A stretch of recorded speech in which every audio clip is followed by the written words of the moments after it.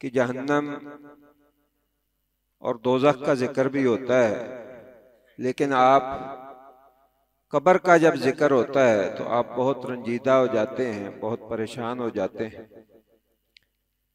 तो फरमाने लगे कि मैंने रसूल अकरम सल्लल्लाहु अलैहि वसल्लम से सुना है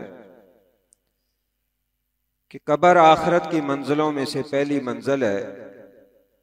जो यहाँ से निजात पा गया, बाद वाले मामलात उसके लिए आसान हो जाएंगे, और जो इस मंजिल में नाकाम हो गया उसके अगले मामलात भी नाकामी की तरफ जाएंगे।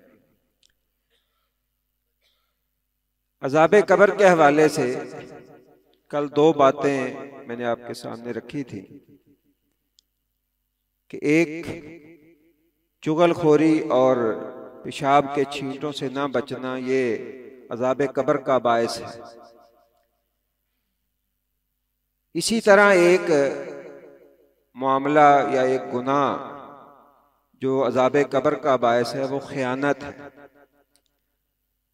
किसी इंसान के पास माली इख्तियारात हैं, उसके पास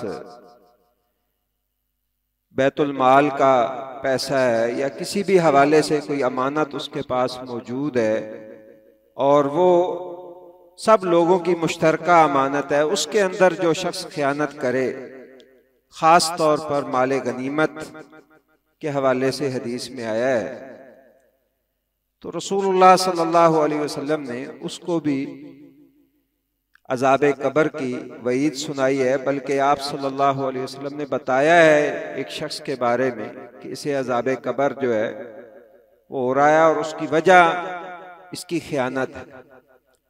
साहबी बयान करते हैं कि ग़ज़वा खैबर में नबी सल्लल्लाहु अलैहि वसल्लम का एक खादिम था, उसने एक चादर कोई गनीमत की सूरत में जब माल आया तो उसमें से अलहदा कर लिया। अपनी सवारी को दुरुस्त कर रहा था तो कोई तीर आया अनजाना और उसको लगा और वहीं पे उसकी वफात हो गई। तो कहते हमने कहा कि इसे मुबारक हो शहादत की कि अल्लाह के रसूल का खिदमत गुजार भी था और शहादत भी नसीब हो गई, सीधा जन्नत में चला गया। रसूलुल्लाह सल्लल्लाहु अलैहि वसल्लम ने फरमाया, खैबर में इसने जो चादर उठाई थी वो शोला बन के इसके ऊपर भड़क रही है। इसलिए खयानत जो है ये बहुत बड़ा गुनाह है जो अज़ाबे कब्र का बायस बनता है। सैयदना समरा बिन जुंदुब रज़ी अल्लाह ताला की हदीस है एक सही बुखारी में, जिसमें नबी करीम सल्लल्लाहु अलैहि वसल्लम के ख्वाब का जिक्र है। ख्वाब में नबी करीम सल्लल्लाहु अलैहि वसल्लम को मुख्तलिफ तरह के लोगों को जो अजाब मिल रहा था वो दिखाए गए और मुहद्दिसीन ने इसे अज़ाबे कब्र के ज़िमन में शुमार किया है। आप सल्लल्लाहु अलैहि वसल्लम ने देखा कि एक शख्स जो है वो लेटा हुआ है, एक दूसरा शख्स पत्थर उठाता है, उसके सर पे मारता है और उसका सर सारा कुचला जाता है, पत्थर लुढ़क के दूर चला जाता है, वो उठा के लाता है, दोबारा ये सही हो जाता है। इसी तरह उसका मामला जो है वो मुसलसल जारी है।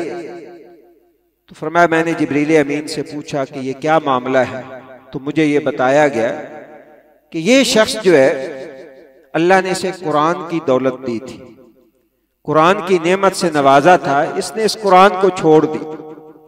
हाफिज इब्न हजर रहमतुल्लाह ने लिखा है कि इसमें कुरान की किरात भी मुराद हो सकती है और दोनों चीजें, कुरान पढ़ना और उसके ऊपर अमल करना, दोनों चीजें मुराद हो सकती है। आमतौर पर इसका माना ये आप सुनते चले अरे कि जी हाफिज कुरान, उसने कुरान भुला दिया, लेकिन इसमें अल्लाह ने हम सबको कुरान दिया है।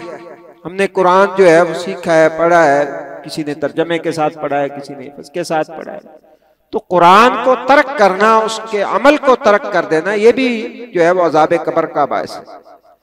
और तीसरा फरमाया वयनामु अनिस सलातिल मक्तूबा, ये बंदा फर्ज नमाज से सोया रहता था, फर्ज नमाज जो है उसकी परवाह नहीं करता था। और चौथा एक जुर्म जो है वो रसूलुल्लाह सल्लल्लाहु अलैहि वसल्लम ने फरमाया कि एक नहर है जिसे गोया के खून की नहर है, उसमें एक शख्स तैर रहा है, वो किनारे की तरफ आता है तो एक बंदा आगे से पत्थर मारता है उसको उसके मुंह में लगता है और वो फिर पीछे चला जाता है, मुसलसल उसके साथ ये हो रहा है। तो पूछने पे बताया गया कि ये सूदखोर है। तो हमें कोशिश करनी चाहिए कि उन कामों से या उन गुनाहों से कम से कम जरूर अपने आप को बचाए। वैसे तो गुनाह कोई भी, अल्लाह की नाफरमानी जो है, अल्लाह हमें माफ फरमाए, उसकी अगर पकड़ हो जाए तो इंसान का कोई चारा नहीं है। लेकिन खास तौर पे जिन गुनाहों का नाम लेकर अल्लाह के रसूल सल्लल्लाहु अलैहि वसल्लम ने उनकी सजाएं बताई हैं, उन गुनाहों से अपने आप को जो है वो जरूर दूर रखना चाहिए। अल्लाह ताला मुझे भी और आपको भी अज़ाब कब्र से महफूज रखे, और ये आखिरत की जो पहली मंजिल है, अल्लाह ताला हम सब की ये कामयाबियों से हमें जो है वो हमकिनार कर दे और ये आसानी वाला मामला हो जाए। तो आगे इंशाअल्लाह जो है बाकी मामलात जो हैं अल्लाह ताला वो भी आसान कर दे। सुब्हानक अल्लाहुम्मा व बिहम्दिका अशहदु अल्ला इलाहा इल्ला अंता अस्तगफिरुका व अतूबु इलैक।